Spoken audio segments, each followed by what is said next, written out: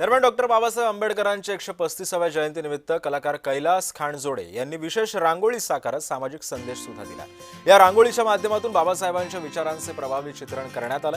त्यांच्या जीवन कार्याला कलात्मक स्वरूप देण्यात सुद्धा आलेले आहे। कलाकारांनी सांगितलं की या रांगोळीतल्या रंगांप्रमाणेच बाबासाहेबांनी आमच्या आयुष्याला सुद्धा रंग भरले। या भावनिक संदेशातून त्यांनी समाजामध्ये समता, न्याय आणि शिक्षणाचं खरं महत्त्व सुद्धा अधोरेखित केलंय।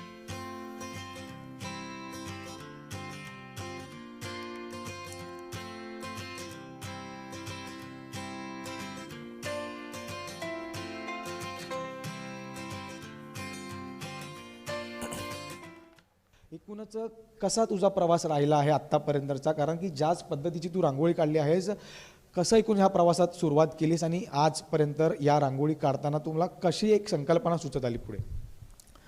खरं तर चित्र आणि रंग प्रत्येक लहान मुलाला एक आकर्षण असतं आणि त्या आकर्षणामधून माझी निर्मिती झाली। माझे फॅमिली बॅकग्राऊंड तसं कलाकाराचं आहे, आर्टिस्ट फॅमिलीमधून वाढतो मी आणि त्याच्यात माझे एक चित्रकार काका आहेत नांदेडमधले आणि मराठवाड्याचे एक फेमस आर्टिस्ट आहेत श्रीरंग खांजोडे। त्यांच्या मार्गदर्शनातून मी रांगोळी, रंग आणि आकार आणि अलंकार ह्या गोष्टी शिकत आलो आणि आता सर जे जे स्कूल ऑफ आर्टमध्ये, जे की भारतातलं एक नामांकित कॉलेज आहे, त्या ठिकाणी माझं शिक्षण झालेलं आहे आणि मी ॲज अ स्कल्प्टर आहे, पण मी रांगोळी पण काढतोय। तो छंद आहे आणि लहानपणापासून तिची ओळख आहे माझी आणि जवळपास 12-13 वर्षापासून मी ते काढतोय आणि माझा त्याच्याबद्दल अनुभव आहे की म्हणजे रांगोळ्या अनेक काढल्यात।